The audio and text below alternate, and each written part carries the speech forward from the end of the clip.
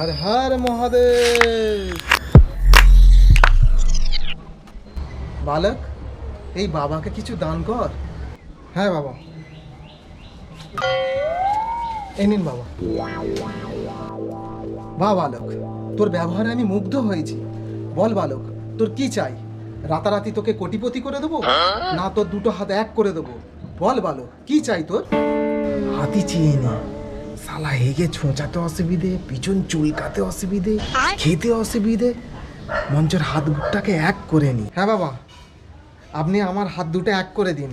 আচ্ছা ঠিক আছে।